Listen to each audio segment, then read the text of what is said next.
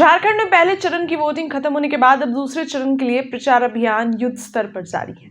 दूसरे फेज में कई करोड़पति उम्मीदवार की किस्मत भी दांव पर है। जी हां, दूसरे और अंतिम चरण में कुल 127 करोड़पति उम्मीदवार चुनाव लड़ रहे हैं। एसोसिएशन फॉर डेमोक्रेटिक रिफॉर्म्स की जारी एक रिपोर्ट के अनुसार समाजवादी पार्टी के अकील अख्तर की बात करें तो सबसे अमीर उम्मीदवार बनकर उभरे हैं। जी हां, देखिए, एक रिपोर्ट के मुताबिक अगर बात की जाए तो अकील अख्तर ने अपनी संपत्ति 400 करोड़ रुपए से अधिक घोषित की है। एसोसिएशन फॉर डेमोक्रेटिक रिफॉर्म्स ने गुरुवार यानी कि कल अपनी एक रिपोर्ट जारी की। अब झारखंड इलेक्शन वॉच और एडीआर ने 20 नवंबर को होने वाले दूसरे चरण के चुनाव के लिए 38 निर्वाचन क्षेत्रों में 528 उम्मीदवार में से 522 के स्वसत्वपत्र यानी कि सेल्फ स्वॉर्न एफिडेविट्स का विश्लेषण किया।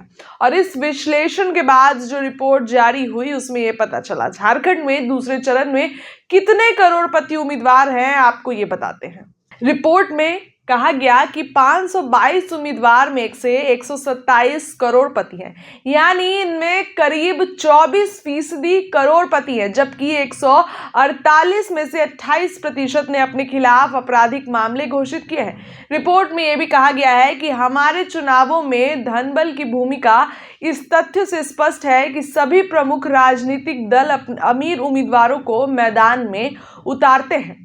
वहीं बता दें कि अकील अख्तर के पास कितनी संपत्ति है ये भी आपको बताते हैं।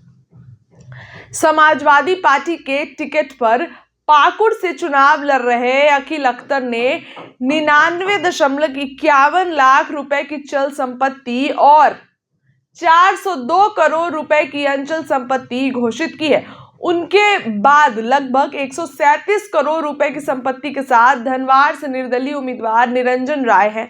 धनवार से आजाद समाज पार्टी के मोहम्मद दानिश, जिनकी कुल संपत्ति लगभग 32 करोड़ रुपए है।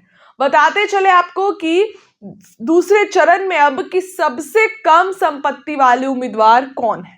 महेशपुर निर्वाचन क्षेत्र से चुनाव लड़ रहे झारखंड पीपुल्स पार्टी जेपीपी के उम्मीदवार एलियन हंसदक ने 0 संपत्ति घोषित की है, जबकि सिल्ली से स्वतंत्र उम्मीदवार राजेश्वर महतो ने 100 रुपए की संपत्ति की सूचना दी है और एक अन्य स्वतंत्र उम्मीदवार जितेंद्र औराव ने अपनी संपत्ति 0 बताई है। खिजीर ने लगभग 2500 रुपए की संपत्ति घोषित की है। फिलहाल इस खबर के लिए इतना ही। आपका इस खबर पर क्या कहना है कमेंट में बताइए। बहुत बहुत धन्यवाद।